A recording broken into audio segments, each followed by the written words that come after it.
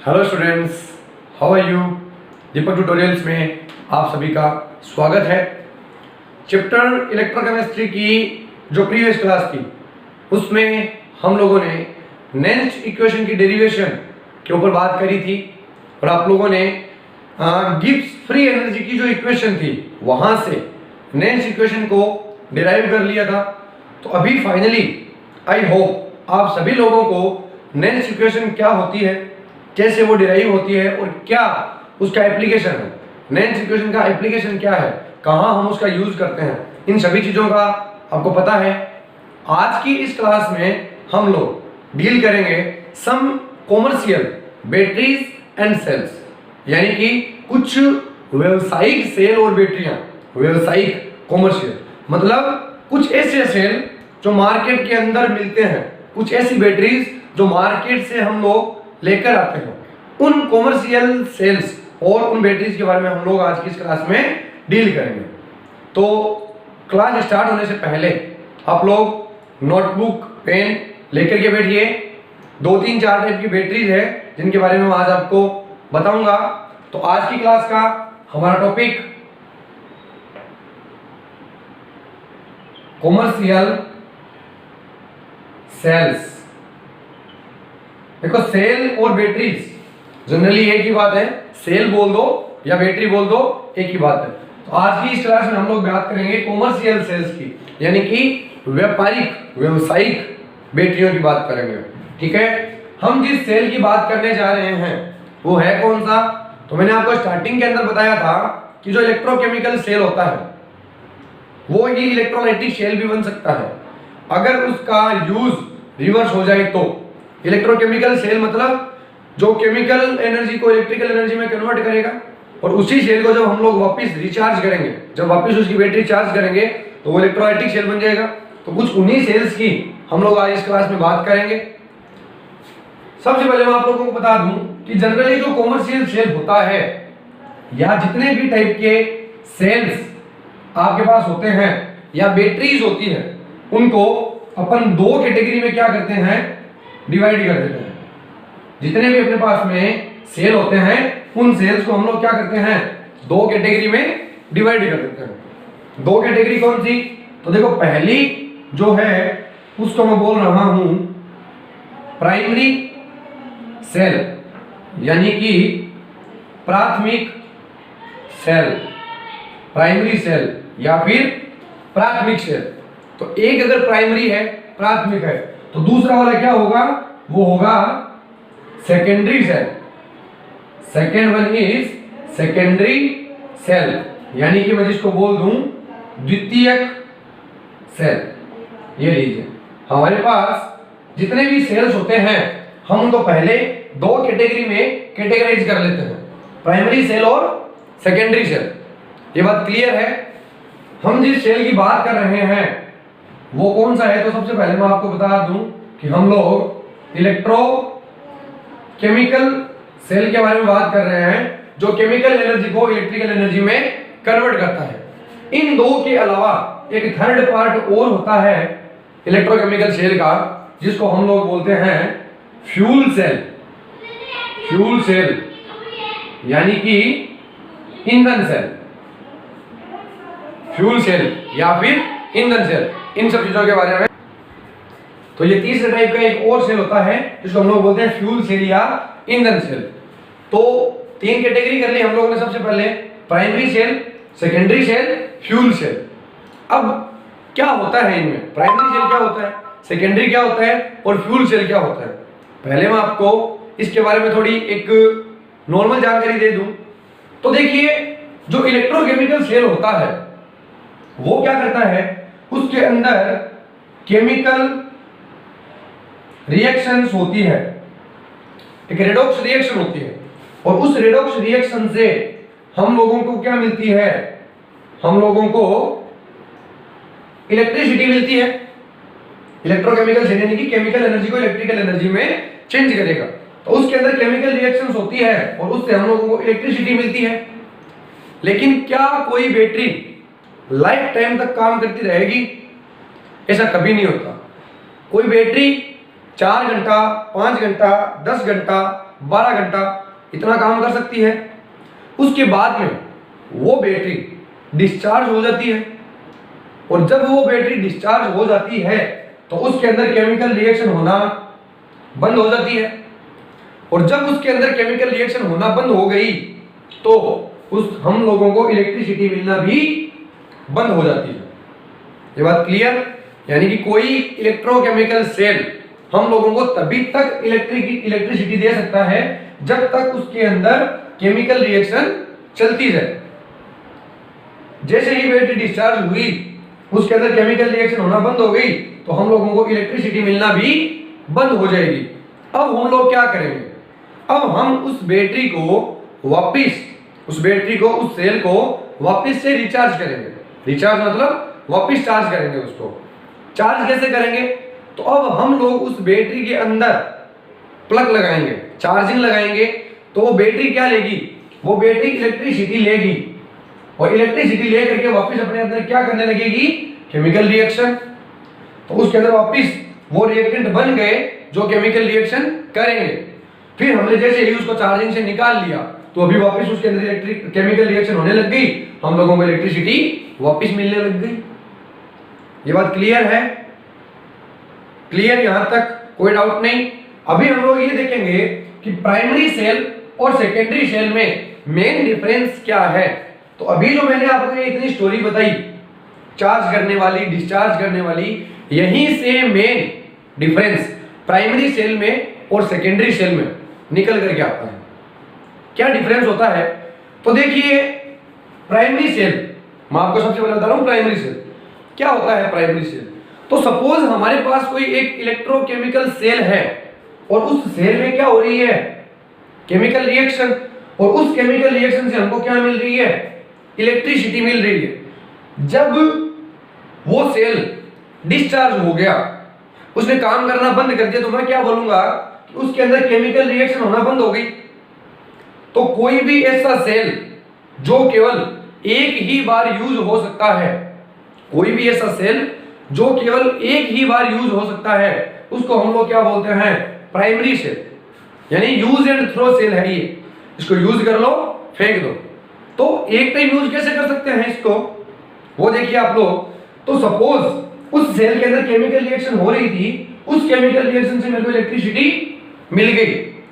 अभी उसके अंदर केमिकल रिएक्शन होना बंद हो गई, तो वापिस हम लोग उस सेल को चार्ज नहीं कर सकते। समझ में आ गई बात? अगर एक बार उस सेल के अंदर केमिकल रिएक्शन होना बंद हो गई, तो हम लोग उस सेल को वापस इलेक्ट्रिसिटी दे करके चार्ज नहीं कर सकते, और अगर चार्ज नहीं कर सकते तो उसके अंदर वापस वो रिएक्शन हो नहीं सकती, और वापस अगर रिएक्शन हो नहीं सकती तो वो सेल काम करना बंद कर देगा। ये बात क्लियर? इसका अपोजिट सेकेंडरी सेल में क्या होता है? जब आप उस सेल का यूज कर रहे हो, केमिकल रिएक्शन हो रही है, इलेक्ट्रिसिटी मिल रही है, जब केमिकल रिएक्शन होना बंद हो गई, इलेक्ट्रिसिटी मिलना बंद हो गई, अब आप उस सेल को इलेक्ट्रिसिटी दे दो, तो इलेक्ट्रिसिटी पा करके वो वापस अपने अंदर क्या करने लगेगा? केमिकल रिएक्शन, उससे वापस आप लोगों को क्या मिलने लग जाएगी? इलेक्ट्रिसिटी। जब वापस ये प्रोसेस हो गया पूरा, इलेक्ट्रिसिटी देकर के वापस उसको रिवर्स कर दो, वापस फॉरवर्ड डायरेक्शन में, तो एक बार अगर वो सेल डिस्चार्ज हो जाता है तो उसको वापस से चार्ज किया जा सकता है। ये बात क्लियर है अच्छे से? कोई डाउट नहीं है?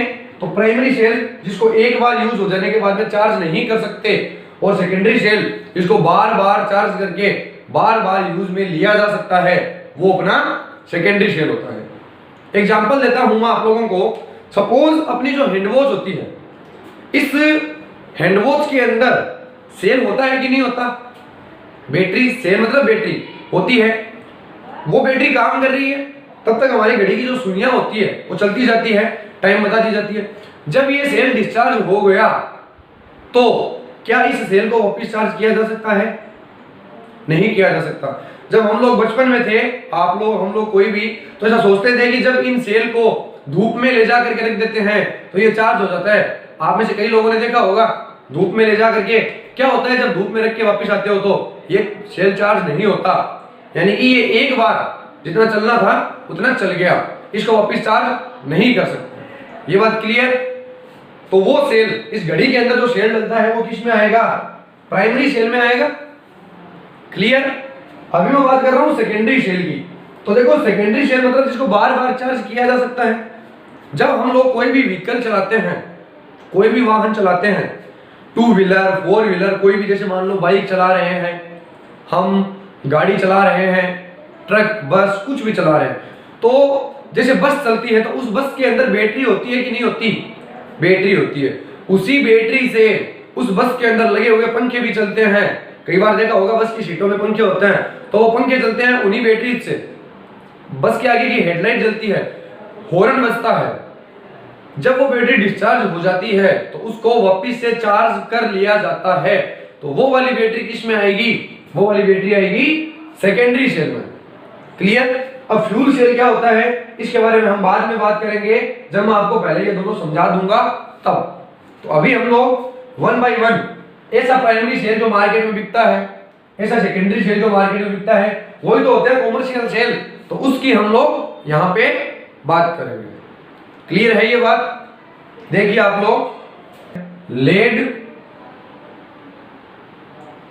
Storage cell, lead storage cell, Hindi के अंदर इस सेल का नाम होता है सीसा संचायक सेल, लेड स्टोरेज सेल या सीसा संचायक सेल। आप में से कई स्टूडेंट ने 9th 10th के अंदर इस सेल का नाम पढ़ा होगा। क्या होता है भले ही नहीं पता, लेकिन नाम आप में से कई लोगों ने इसका सुन रखा है। तो देखो लेड स्टोरेज सेल जो होता है, सीसा संचायक सेल, वो पहली बात तो कौन सा सेल होता है? तो मैं यहां पे लिख दे रहा हूं कि ये सेल होता है सेकेंडरी सेल। अभी थोड़ी देर पहले मैं आप लोगों को बता के गया हूं कि सेकेंडरी सेल क्या होता है। तो what is secondary cell? Secondary cell वो सेल होता है जिसको हम लोग बारी बारी में चार्ज कर सकते हैं और फिर वापस उसका यूज कर सकते हैं। जब वो डिस्चार्ज हो जाए तो वापस से उसका यूज कर सकते हैं। देखिए जितने भी व्हीकल है, कार, बस, ट्रक, उसके अंदर जो बैटरी लगती है वो बैटरी कौन सी है? लेड स्टोरेज सेल है। क्लियर? उसके अलावा हमारे घरों में इन्वर्टर होता है, उस इन्वर्टर के अंदर जो बैटरी लगती है वो बैटरी कौन सी है? लेड स्टोरेज सेल है। ठीक है, तो हम लोगों को इस सेल के बारे में भी पूरा स्टडी करना है कि ये सेल कैसे बनता है, इस सेल में क्या रिएक्शन होती है, कैसे हम लोगों को इलेक्ट्रिसिटी मिलती है। क्लियर है बात? तो देखिए जितने भी इलेक्ट्रोकेमिकल सेल है, सब सेलों के अंदर दो क्या होते हैं? इलेक्ट्रोड।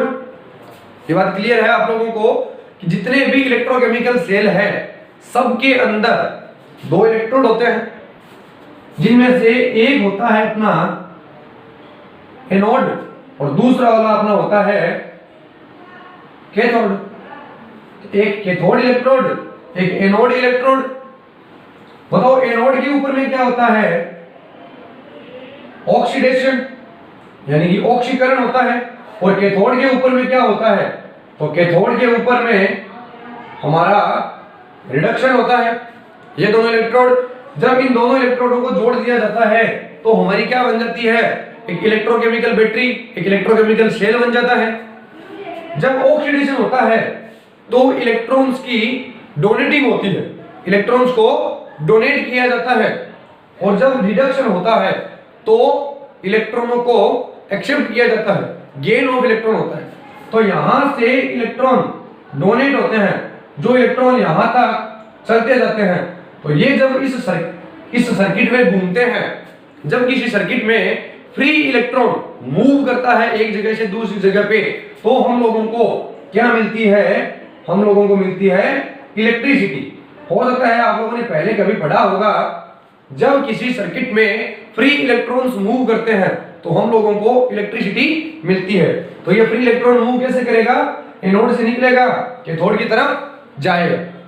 क्लियर है ये बात? अभी इस लेड स्टोरेज सेल के अंदर पूरी कंप्लीट रिएक्शन क्या होती है वो देखिए आप लोग। यहां पर जो एनोड होता है, उस एनोड पर लेड होता है, लेड पीबी। उस पीबी का ऑक्सीडेशन होता है। किसमें? Pb+2 में, ठीक है ये बात, Pb का Pb+2 में ऑक्सीडेशन हो गया एनोड। यहां पे होता है कैथोड। कैथोड पे क्या होता है, तो कैथोड पे होता है रिडक्शन किसका, Pb+4 का, किसमें, Pb+2 में। और बीच में मैं लगा दूं एक सॉल्ट ब्रिज, तो देखो Pb से Pb+2 में गया, ऑक्सीडेशन स्टेट बढ़ गई, और बढ़ गई तो क्या हो गया, ऑक्सीडेशन, और ऑक्सीडेशन होगा तो किस पे होगा, एनोड पे। कैथोड पे क्या हो रहा है, Pb+4 से Pb+2 में जा रहा है। अब ये +2 में जा रहा है तो किस में जाएगा, मतलब Pb के साथ में क्या आएगा, +4 में Pb के साथ क्या है, +2 में Pb के साथ क्या है। तो देखिए आप लोग यहां पर Pb जो है वो कन्वर्ट होता है PbSO4 में। लेड जो है वो लेड सल्फेट में कन्वर्ट होता है, तो लेड के अंदर इसकी ऑक्सीडेशन स्टेट 0 और लेड सल्फेट के अंदर Pb+2 में, तो Pb गया Pb+2 में। ये बात क्लियर। यहां क्या होता है, तो यहां पर PbO2 कन्वर्ट होता है PbSO4 में। तो देखो PbO2 एक ऑक्साइड पे चार्ज होता है -2, तो 2 पे कितना हो गया, -4, मतलब Pb पे चार्ज कितना, +4, और ये +4 किस में गया, +2 में, तो ये +4 +2 में कन्वर्ट हो गया, और यहाँ पर ये 0 +2 में कन्वर्ट हो गया।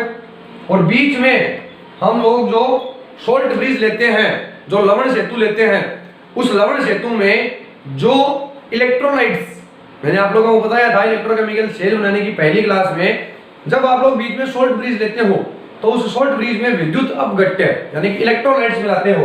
मैं यहाँ पे क्या इलेक्ट्रोलाइट मिला रहा हूँ, तो मैं मिला रहा हूँ H2SO4।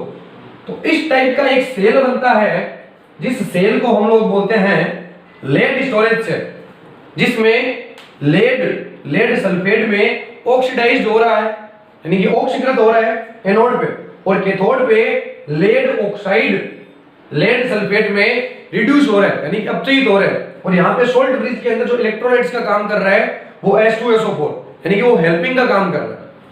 अब कंप्लीट रिएक्शंस क्या क्या होती है, वो रिएक्शंस भी हम लोग देख सकते हैं, और देख सकते हैं क्या, हमें देखनी ही वही है। हम जो कॉमर्शियल सेल्स और बैटरीज पढ़ रहे हैं, इसके अंदर हम लोगों को सेल के अंदर होने वाली कंप्लीट रिएक्शन के बारे में ही स्टडी करनी है। इस सेल में क्या कंप्लीट रिएक्शन होती है और कैसे हम लोगों को इलेक्ट्रिसिटी मिलती है। क्लियर है बात। तो अब आप लोग देखिए इस सेल के अंदर होने वाली कंप्लीट रिएक्शन, तो Pb जो है वो PbSO4 में जा रहा है, मतलब उसका ऑक्सीडेशन हो रहा है, तो ये काम कहां होगा, एनोड पे। क्लियर है बात। तो मैं सबसे पहली रिएक्शन लिख रहा हूं एट एनोड, यानी कि एनोड पे क्या रिएक्शन होगी, मैं वो रिएक्शन लिख रहा हूं। तो देखो Pb जो है वो Pb कन्वर्ट हो जाएगा PbSO4 में। देखिए बड़े ध्यान से देखिएगा रिएक्शन को, कोई हार्ड रिएक्शन नहीं है। जनरली हम लोग जब बुक से पढ़ते हैं डायरेक्ट हमें सोचने लग जाते हैं अरे बाप रे ये क्या रिएक्शन आ गई, ये तो हमसे होगी नहीं। ऐसा कुछ नहीं है माय डियर, कुछ भी नहीं है रिएक्शन के अंदर। अगर ये सेल समझ में आ गया, रिएक्शन ऑटोमेटिकली समझ में आ जाएगी आप लोगों को। तो Pb जो है वो PbSO4 में कन्वर्ट हो रहा है, एनोड भी हो रहा है, तो मैंने लिख दिया Pb जो है वो PbSO4 में कन्वर्ट हो रहा है, कोई दिक्कत नहीं है। यहां पर Pb की ऑक्सीडेशन स्टेट 0 है। जब Pb 0 से, जब लेड 0 से +2 में जाएगा तो उसको क्या करना पड़ेगा, तो मैंने आप लोगों को पहले भी बहुत बार बताया है कि जब मान लो जिंक +2 में जाता है तो उसको 2 इलेक्ट्रॉन डोनेट करने पड़ते हैं, तो यही काम यहाँ पे लेड को करना पड़ेगा। जब लेड +2 में जाएगा तो उसको 2 इलेक्ट्रॉन डोनेट करने पड़ेंगे, कर दिए 2 इलेक्ट्रॉन डोनेट। तो लेड ने 2 इलेक्ट्रॉन डोनेट करके लेड +2 में चला गया, लेकिन इसके साथ में आ रहा है SO4। अब हमारा सवाल ये है कि ये SO4 कहां से आएगा, ये SO4 कहां से आएगा। तो देखो हम लोगों ने इलेक्ट्रोलाइट्स क्या भरा है लवण सेतु में, जो सोल्ट ब्रिज है उसके अंदर क्या भरा है H2SO4, वो अपना सल्फेट आयन यहां पर देगा। क्लियर है बात ये। तो इसने यहां पर दिया SO4 -2, तो Pb प्लस SO4 -2 इन दोनों ने मिलकर के बना लिया PbSO4 और 2 इलेक्ट्रॉन डोनेट कर दिए Pb ने। कोई रटने वाली बात नहीं है, रटनी है ही नहीं, आप लोगों को समझनी है। और इसको मैं बोल दूं 1 नंबर रिएक्शन, कोई दिक्कत नहीं यहां तक। अभी आप लोग देखिए रिएक्शन नंबर 2 जो होगी एट कैथोड, जो रिएक्शन कैथोड पे होने वाली है उसके बारे में। तो कैथोड पे क्या होता है, देखो PbPbSO4 में कन्वर्ट हो गया, इसका काम पूरा फिनिश। अभी कैथोड पे PbO2 यानी कि लेड ऑक्साइड कन्वर्ट होएगा PbSO4 में। तो आप लोग देखिए अब कि PbO2 मैंने लिख दिया PbO2 और ये PbO2 कन्वर्ट हो रहा है PbSO4 में, हो गया कन्वर्ट। यहां पर Pb है +4 में, यहां पर Pb है +2 में। तो जब +4 से +2 जाएगा तो क्या इस Pb को 2 इलेक्ट्रॉन गेन नहीं करने पड़ेंगे? करने पड़ेंगे। ये 2 इलेक्ट्रॉन कहां से आएंगे? ऊपर जो Pb है वो 2 इलेक्ट्रॉन डोनेट करके गया है, इन 2 इलेक्ट्रॉन को यहां पर ये Pb एक्सेप्ट कर लेगा। और तो ये बात समझ में आ गई, जो Pb था वो +4 में था, +4 से +2 में जाने के लिए 2 इलेक्ट्रॉन गेन करेगा। वो 2 इलेक्ट्रॉन ऊपर Pb डोनेट करके आया है, तो एनोड से 2 इलेक्ट्रॉन निकलेंगे जो कैथोड की तरफ जाएंगे। ये इलेक्ट्रॉन पूरे सर्किट में है। अभी आप लोग ये देखिए कि Pb जो था वो PbSO4 में कन्वर्ट हो गया, लेकिन अब यहां पर भी आप लोगों को क्या चाहिए? SO4 चाहिए कि नहीं चाहिए? चाहिए। तो ये SO4 कहां से आएगा? जो Pb था वो भी PbSO4 में कन्वर्ट हो रहा है, और जो PbO था, PbO2 था, वो भी किस में कन्वर्ट हो रहा है? PbSO4 में कन्वर्ट हो रहा है। क्लियर है? तो यहां पर वापिस से SO4 आएगा। बताइए कहां से? SO4 -2 ऐसे लिख दिया मैंने -2। तो ये कहां से आएगा? ये आएगा इलेक्ट्रोलाइट से। समझ में आ गई बात? तो Pb जो था वो PbSO4 में कन्वर्ट हो गया। PbO के साथ में ये जो O है, ध्यान दीजिए यहां पे, PbO2 ने SO4 से रिएक्शन करके PbSO4 बना लिया। साथ में ये जो O है, ये O क्या बनाएगा? तो ये O कन्वर्ट हो जाएगा H2O में। किसमें? H2O में। कितने O है यहां पर? 2। तो ये यहां पे बनाएगा 2 H2O। क्या बनाएगा? 2 H2O बना लिया। लेकिन जब ये O H2O में कन्वर्ट होगा तो यहां पर 4 H और आएंगे, 2 H2O, यानी कि 4 H प्लस और चाहिए। ये H प्लस कहां से आएंगे? तो मैंने यहां पे क्या इलेक्ट्रोलाइट्स दिया हुआ है? H2SO4। H2SO4 के अंदर क्या होता है? तो H2SO4 में होता है 2H प्लस SO4 -2। इन दोनों चीजों से मिलकर क्या बनता है? H2SO4। तो ये अपने 4H प्लस यहां दे देगा, तो प्लस 4H प्लस, इसको बोल दूंगा रिएक्शन नंबर 2। क्लियर? वापस बोल रहा हूं, एक बार ध्यान से समझिएगा। रिएक्शन नंबर 1 एनोड पे क्या हुआ? Pb PbSO4 में गया तो 2 इलेक्ट्रॉन डोनेट करने पड़े, ये 2 इलेक्ट्रॉन डोनेट कर दिए। और Pb जब PbSO4 में गया तो SO4 की रिक्वायर्ड थी, जो इलेक्ट्रोलाइट से इसको यहां पे मिल गया। ये रिएक्शन कंप्लीट हो गई। रिएक्शन नंबर 2 कैथोड पे PbO2 जब PbSO4 में जाएगा तो +4 से +2 में जा रहा है, 2 इलेक्ट्रॉन की रिक्वायरमेंट होगी। वो 2 इलेक्ट्रॉन ऊपर से आ गए, Pb चला गया PbSO4 में, SO4 की रिक्वायरमेंट थी, SO4 मिल गया सोल्ट ब्रिज से। लेकिन जो साथ में O था वो O जाएगा H2O में। 2 O थे, 2 H2O बनेंगे, 2 H2O बनेंगे, 4 हाइड्रोजन की रिक्वायरमेंट होगी। 4 हाइड्रोजन कहां से आएंगे? H2SO4 से आएंगे। क्लियर? अभी कंप्लीट रिएक्शन अगर आप लोगों को लिखनी है तो दोनों रिएक्शंस को क्या करो? जोड़ दो। देखो 2 इलेक्ट्रॉन कैंसिल, ऊपर क्या है?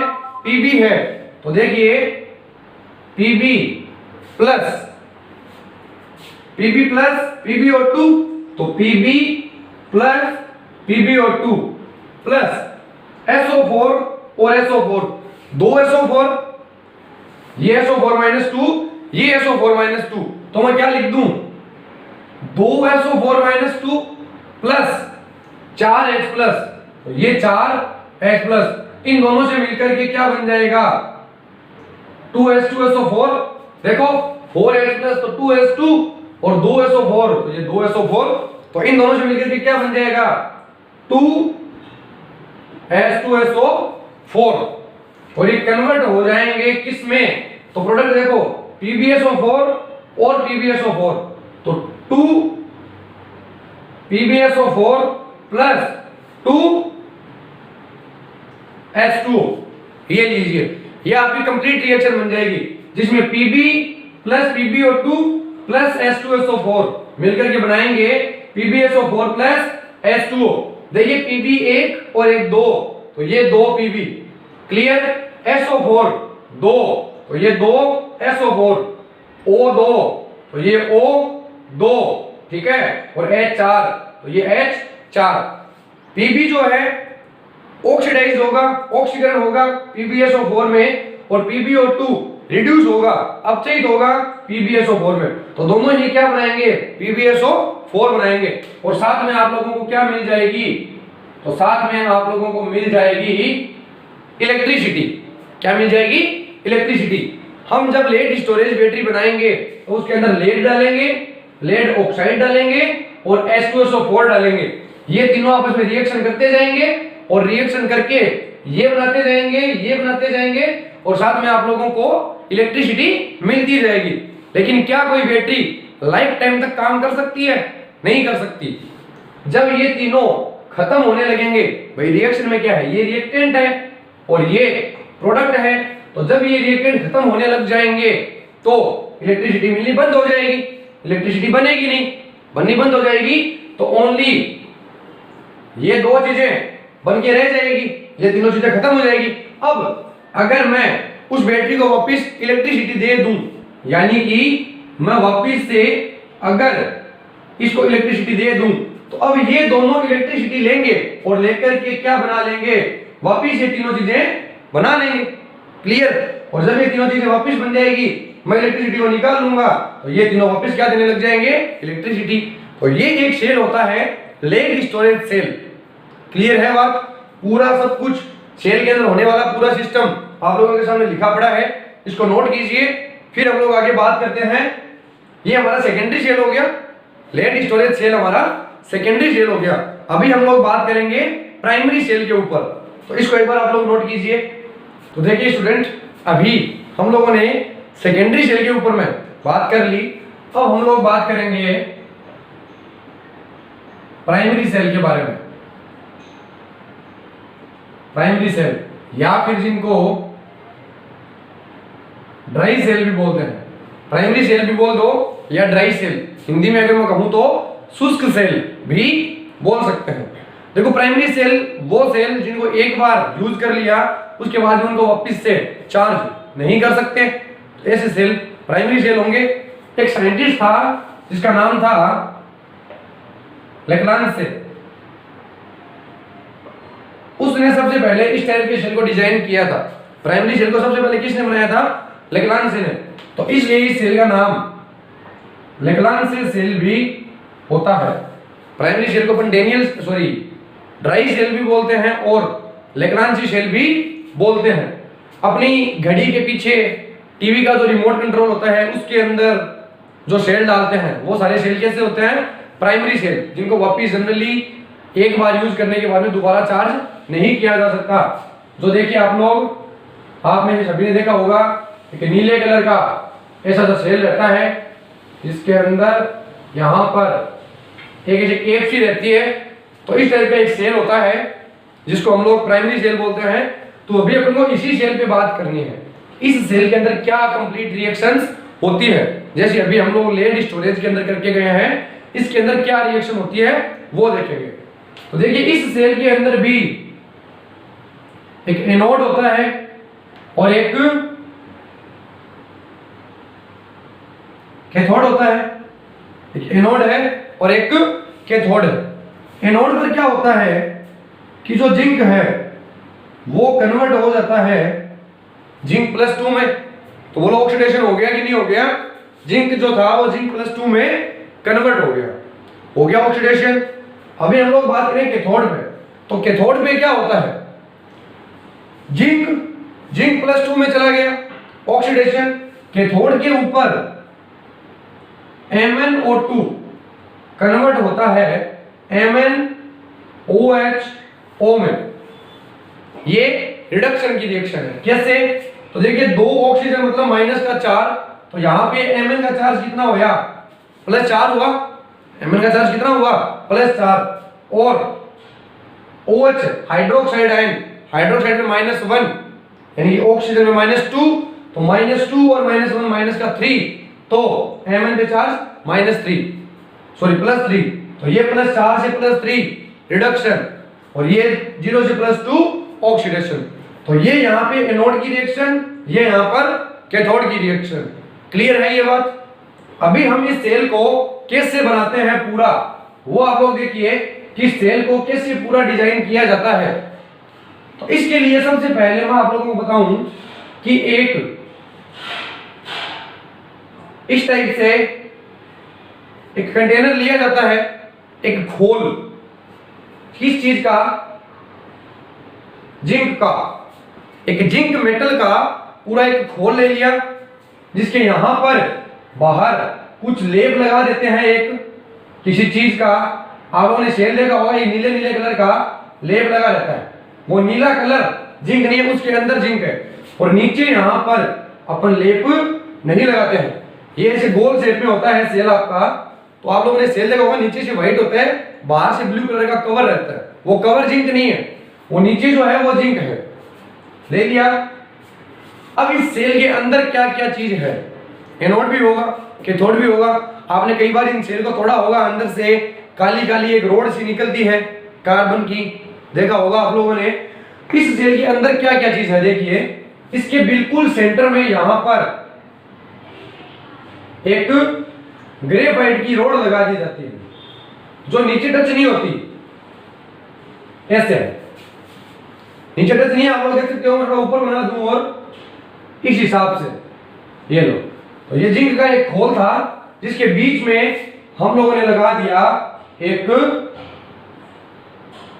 ग्रेफाइट की रोड लगा दी। क्लियर। अब यहां पर इतने इतने एरिया में हम लोग एक सॉल्यूशन भरते हैं MnO2 का, और साथ में थोड़ा सा कार्बन का पाउडर डाल देते हैं। आप लोग स्ट्रक्चर समझिए सेल की। एक जिंक का खोल ले लिया, इसके एकदम सेंटर में ग्रेफाइट की एक रोड लगा दी, और इसके अंदर सॉल्यूशन भर दिया, एक इधर वाले में और इधर वाले में ये एक सॉल्यूशन भर दिया हम लोगों ने MnO2 का और कार्बन का पाउडर। अब ये वाली जो जगह बच गई इधर और इधर, यहां पे हम लोग क्या करते हैं, तो यहां पे हम लोग एक सॉल्यूशन ले रहे हैं ZnCl2 प्लस NH4Cl का, जिंक क्लोराइड और अमोनियम क्लोराइड का सॉल्यूशन ले लेते हैं। अब इस सेल को यहां से पैक कर दिया, तो इसके ऊपर यहां पर एक ऐसे टोपी से लगा दी, तो इस टाइप का ये एक सेल बन गया। तो इसके अंदर ये तो जिंक का जो मेटल है, यहां पर तो हमने लेप लगा दिया बाहर यहां से, तो ये जो जिंक का मेटल है ये काम कर रही है किसका, एनोड का। जिंक +2 में जा रहा है, और यहां पर ये जो केप है, इसके इधर क्या चीज का सॉल्यूशन भरा हुआ है, MnO2 का। तो ये MnO2 यहां पे काम कर रहा है कैथोड का, तो ये काम कर रहा है कैथोड का।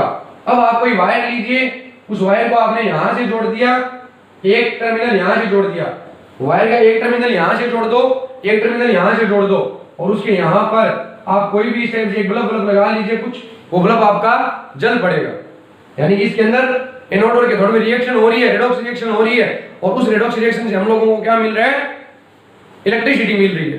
लेकिन धीरे धीरे ये जिंक जो है ये कंज्यूम हो रहे हैं, जिंक +2 में जा रहे हैं, तो धीरे धीरे ये खोल जो है, जो कवर बना हुआ है एक जिंक का, ये पूरा खत्म हो जाएगा। और जब खत्म हो जाएगा तो ये बैटरी पूरी से डिस्चार्ज हो जाएगी, और हम उसका यूज वापिस नहीं कर सकते। तो ये होता है ड्राई सेल, जिसको सबसे पहले लेक्लांचे ने बनाया था तो इसका नाम रख दिया गया लेक्लांचे सेल, और वापस हम लोग इसको चार्ज कर नहीं सकते, इसलिए हम इसको बोलते हैं प्राइमरी सेल। क्लियर? जिसमें एनोड का काम करता है जिंक, जिसमें कैथोड का काम करता है मैंगनीज डाइऑक्साइड यानी कि MnO2। क्लियर है बात? ये इस सेल के अंदर पूरी रिएक्शन क्या हो रही है वो भी आप लोग चाहो तो लिख सकते हो। देखिए हम लोग लिख ही देते हैं। तो सबसे पहले 8 एनोड की ही रिएक्शन लीजिए आप लोग। जिंक जा रहा है जिंक +2 में, एकदम क्लियर है, कोई दिक्कत ही नहीं है इसमें। जिंक गया जिंक +2 में, 2 इलेक्ट्रॉन डोनेट कर दिए, 1 नंबर रिएक्शन। बोलो इजी है, समझ में आ रही है? जिंक +2 में गया, 2 इलेक्ट्रॉन डोनेट कर दिए, हो गया काम पक्के में। Next 8 cathode. हाँ जी बताइए, कैथोड पे क्या हो रहा है? MnO2 MnOH में जा रहा है। तो देखिए आप लोग MnO2 कन्वर्ट हो रहा है MnOH O में। यहां पे Mn की ऑक्सीडेशन स्टेट +4, यहां पे Mn की ऑक्सीडेशन स्टेट +3, +4 से +3 आएगा, 1 इलेक्ट्रॉन गेन करना पड़ेगा। इसने 1 इलेक्ट्रॉन गेन कर लिया। बोलो क्लियर है ये बात?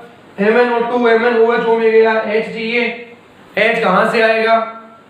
MnO2 जब MnOH O में गया तो H चाहिएगा, वो H कहां से आएगा? तो देखिए यहां पे जो NH4Cl है वो डिकम्पोज होगा तो वो बनाएगा NH3 और HCl।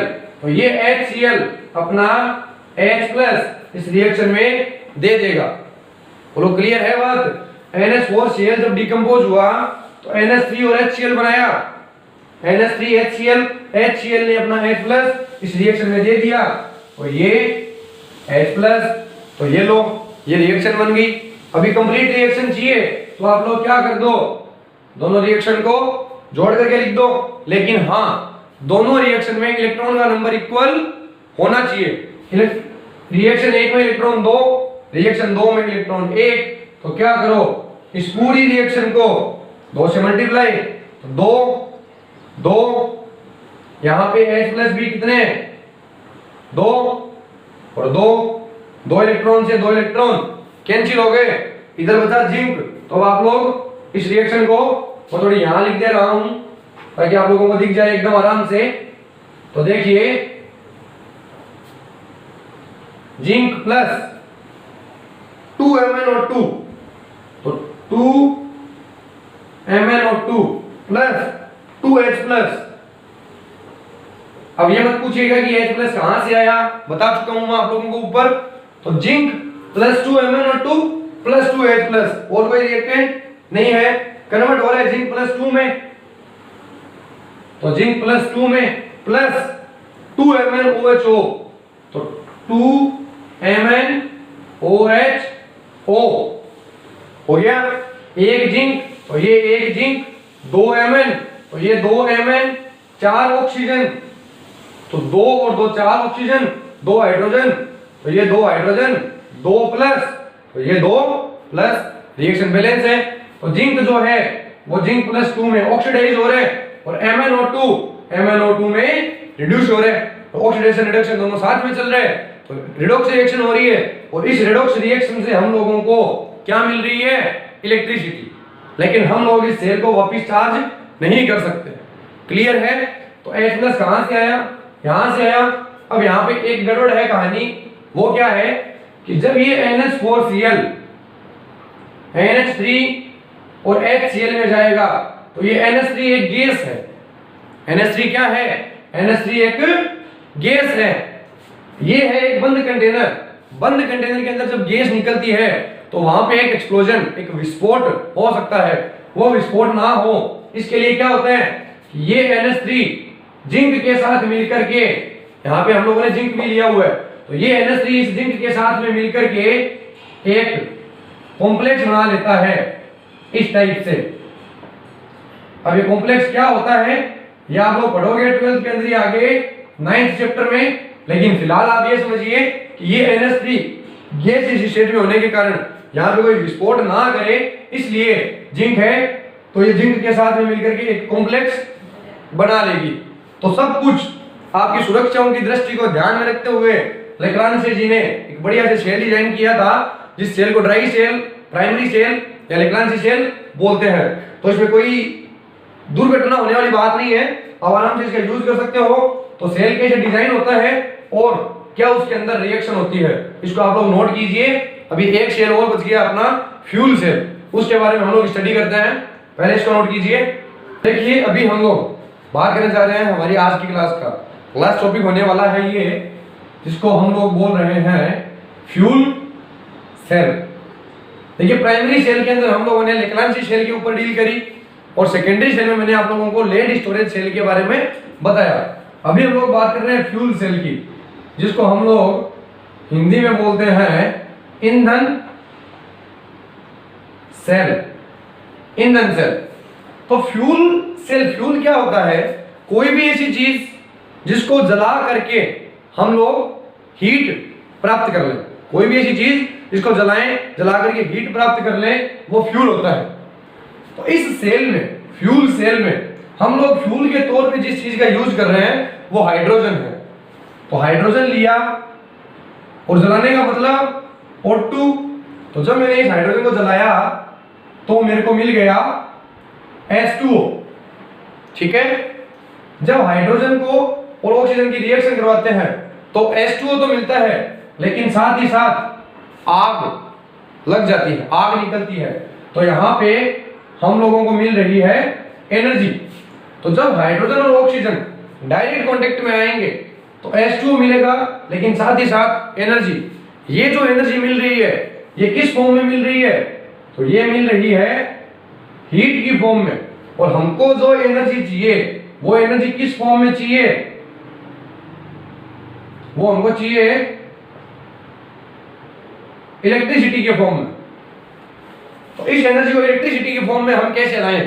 तो उसके लिए ये हाइड्रोजन इस ऑक्सीजन के डायरेक्ट कांटेक्ट में नहीं आना चाहिए। अगर ये हाइड्रोजन इस ऑक्सीजन के डायरेक्ट कांटेक्ट में आएगा तो H2O मिलेगा और एनर्जी मिलेगी जो हीट के फॉर्म में मिलेगी।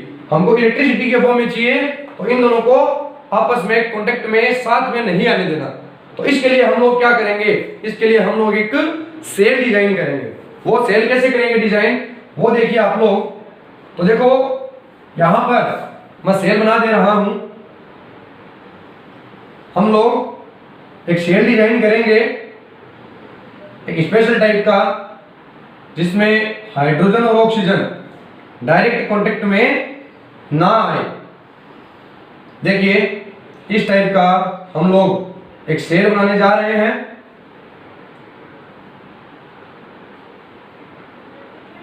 ये लीजिए, ये हमारा सेल रेडी हो गया। अभी हम क्या करेंगे, आप लोग ध्यान से देखिए। इधर जो होल है, इस होल से H2 गैस को अंदर आने देंगे और इस वाले होल से O2 गैस को अंदर आने देंगे। ये बीच में मैंने क्या लगाया है? तो ये बीच में हम लोगों ने लगाया है ग्रेफाइट का पोरस इलेक्ट्रोड। ग्रेफाइट का पोरस इलेक्ट्रोड। पोरस इलेक्ट्रोड का मतलब इस इलेक्ट्रोड के अंदर बहुत सारे क्या है? छेद हैं। इस इलेक्ट्रोड के अंदर बहुत सारे होल है, छेद है। और ये भी क्या है? ये भी एक ग्रेफाइट का पोरस इलेक्ट्रोड है, ये कह सकता हूं। तो इधर से ऑक्सीजन आ रहा है, इधर से हाइड्रोजन आ रहा है, ये पोरस इलेक्ट्रोड है। तो ये दोनों यहां पर कांटेक्ट में आ जाएंगे। तो अभी भी हम लोग क्या चाहते हैं कि हाइड्रोजन और ऑक्सीजन आपस में कांटेक्ट में ना आए। तो हम लोग यहां पर एक NaOH का सॉल्यूशन भर के रखते हैं। एक NaOH का सॉल्यूशन भर के रखते हैं। क्लियर है? अभी यहां पे H2 आएगा, O2 आएगा। H2 और O2 आपस में रिएक्शन करेंगे, हाइड्रोजन और ऑक्सीजन आपस में रिएक्शन करेंगे, वाटर मिल जाएगा, जिस वाटर को हम लोग यहां से बाहर निकाल दे रहे हैं। और साथ में हम लोगों को मिल जाएगी क्या? एनर्जी, इलेक्ट्रिसिटी मिल जाएगी। तो यहां पे हो क्या रहा है? हाइड्रोजन जो है, उस हाइड्रोजन का क्या हो रहा है, ऑक्सीडेशन। कैसे, देखो H2 के अंदर क्या होता है, HOH, H पे प्लस प्लस और -2। तो H2 जो है वो हाइड्रोजन आयन और हाइड्रोजन आयन यानी कि H+ में जा रहे हैं, तो हाइड्रोजन का ऑक्सीडेशन हो रहा है और ऑक्सीजन जो है वो ऑक्साइड आयन में जा रहा है -2 में, तो उसका रिडक्शन हो रहा है। तो हाइड्रोजन का ऑक्सीडेशन हो रहा है H2O में और ऑक्सीजन का रिडक्शन हो रहा है H2O में, और हम लोगों को H2O के साथ साथ इलेक्ट्रिसिटी मिल जाती है जिसका हम लोग यूज कर लेते हैं। तो ये सेल समझ में आ गया आप लोगों को, ड्राई सेल क्या होता है, कैसे काम करता है।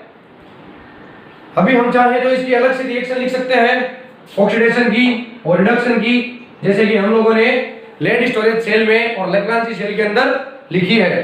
तो आप लोग देखिए ऑक्सीडेशन रिएक्शन क्या होगी, ऑक्सीडेशन रिएक्शन में क्या है, जो H2 है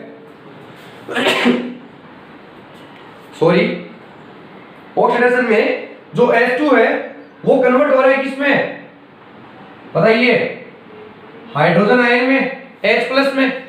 तो ये H2 कन्वर्ट हो रहा है H+ में, लेकिन ये फ्री H+ में कन्वर्ट नहीं होता। इसमें आप थोड़ा सा विशेष ध्यान दीजिएगा, इस रिएक्शन में H2 डायरेक्ट H+ में कन्वर्ट नहीं होता, वो H2O की फॉर्म में कन्वर्ट में होता है। तो HOH, इस पूरे OH पे माइनस, इस H पे प्लस, अभी दो हाइड्रोजन है तो दो H+ बनाएंगे, तो ये दो H+।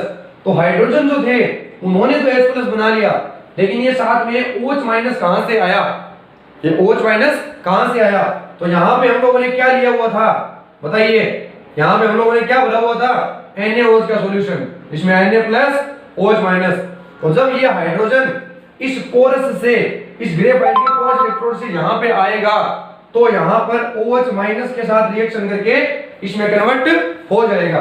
तो हमको यहां पे लिखना पड़ेगा साथ में +2OH-।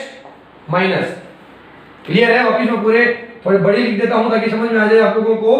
तो H2 + 2OH- कन्वर्ट हो गया 2HOH। बोलो ये बात समझ में आ गई अच्छे से। अभी हम लोग बात करने जा रहे हैं रिडक्शन रिएक्शन की। तो बताइए रिडक्शन में क्या होता है, जो ऑक्सीजन है वो कन्वर्ट हो रहे हैं O- में, ऑक्साइड आयन में, तो ये ऑक्सीजन कन्वर्ट होगा O पे -2, लेकिन ये डायरेक्ट O-2 में कन्वर्ट नहीं होता। जैसे ये हाइड्रोजन डायरेक्ट H+ में कन्वर्ट नहीं हुआ, H2 में कन्वर्ट हुआ है, वैसे ही ये वाला O कन्वर्ट होगा OH- में, OH- में। क्लियर है ये बात, कोई डाउट यहां तक? तो ये वाला O तो ये वाला O बन गया, लेकिन ये H-, ये H कहां से आ रहा है, तो ये H आएगा इसी H2O से। ये जो H2O बना है ये वापिस यहाँ पे अपना H+ दे देगा इसको, तो ये OH- बना लेगा। बोलो क्लियर है ये बात, समझ में आ गई? और जब ये O इसमें जाएगा तो इसको यहाँ पर, जब ये ऑक्सीजन ऑक्साइड आयन में जाएगा तो इसको इलेक्ट्रॉन भी गेन करना पड़ेगा। तो इलेक्ट्रॉन कहां से आएगा, अब आप लोग देखिए कि जब ये हाइड्रोजन, वापस मैं आपको रिवर्स लेके चल रहा हूं, ऑक्सीडेशन में क्या हुआ कि जब ये हाइड्रोजन दो H+ में गए, इन्होंने 2 इलेक्ट्रॉन डोनेट किए, जब ये ऑक्सीजन OH- में जा रहा है इसको 2 इलेक्ट्रॉन गेन करने पड़ेंगे। ये बात समझ में आ गई? तो ये ऑक्सीजन 2 इलेक्ट्रॉन को गेन करके OH- में, तो ये वाला एक O और ये वाला एक H, एक OH- और ये वाला एक पहले से OH- पड़ा है। बोलो पड़ा है कि नहीं पड़ा? पड़ा है। तो यहां पे बन जाएंगे 2 OH-। क्लियर? ये रिएक्शन नंबर 2, ये रिएक्शन नंबर 1। कंफ्यूज होने की नहीं जरूरत बिल्कुल भी। वापस देखिए आप लोग, H2 ऑक्सीडेशन में जो हाइड्रोजन था वो H+ में कन्वर्ट हो गया, तो दो हाइड्रोजन जब 2 H+ में कन्वर्ट हुए, 2 इलेक्ट्रॉन डोनेट कर दिए, और साथ में जो OH है वो कहां से है, वो इस NaOH से आ गए। Oxidation clear. रिडक्शन में जो O2 था, जो हाफ O2 है, वो OH- में कन्वर्ट होगा, 2 इलेक्ट्रॉन गेन करने पड़ेंगे, ये 2 इलेक्ट्रॉन आ गए यहां से, और H प्लस कहां से आएगा, तो ये H प्लस वाटर मॉलिक्यूल से आएगा। तो एक O हाफ O2 का मतलब एक O एक H, एक और एक H, एक OH माइनस, एक OH माइनस, ये तो ये 2 OH माइनस बन जाएंगे। इन 2 इलेक्ट्रॉन से ये 2 इलेक्ट्रॉन कैंसिल। अभी आप लोग देखो इन 2 OH माइनस से ये 2 OH माइनस कैंसिल, ऊपर है 2 H2O, इधर है 1 H2O, तो इस H2O से ये 1 H2O कैंसिल, कंप्लीट रिएक्शन क्या बन जाएगी, H2 plus half O2 will give us, यहां 1 H2O यहां 2 H2O, तो 1 H2O कैंसिल हो गया H2O।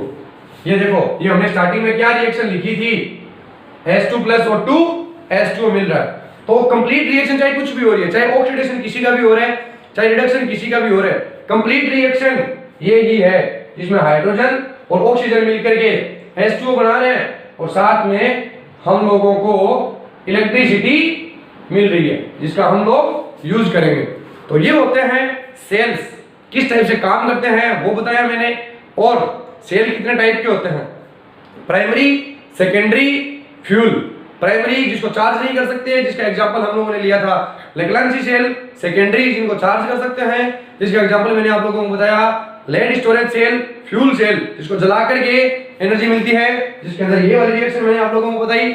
तो आई होप ये टॉपिक जो मैंने आज आप लोगों को बताया समझ में आया होगा। इनकी जो रिएक्शन है मैंने सब की, इंडिविजुअल ऑक्सीडेशन, रिडक्शन, अलग अलग रिएक्शन भी आप लोगों को बता दी, और कंप्लीट सेल रिएक्शन भी आप लोगों को बता दी। और हमने ये भी देख लिया कि जब रिएक्शन होती है तो इलेक्ट्रिसिटी कैसे मिलती है, और इस इलेक्ट्रिसिटी को यूज करके वापस सेल को कैसे चार्ज करते हैं, ये भी हम लोगों ने लेड स्टोरेज सेल के अंदर देख लिया। क्लियर है? तो आप लोगों को रिएक्शन को रटने की बिल्कुल नहीं जरूरत, आप लोग सेल का स्ट्रक्चर समझिए, रिएक्शन अपने आप से बना पाओगे। तो आई होप ये पूरा टॉपिक क्लियर है आप लोगों का। अगर आप लोगों को ये आज की क्लास, आज का टॉपिक समझ में आया तो अपने फ्रेंड सर्कल में इस वीडियो को शेयर कीजिए, ताकि वो लोग भी इन टॉपिक्स को खूब अच्छे से प्रिपेयर कर सके। धन्यवाद।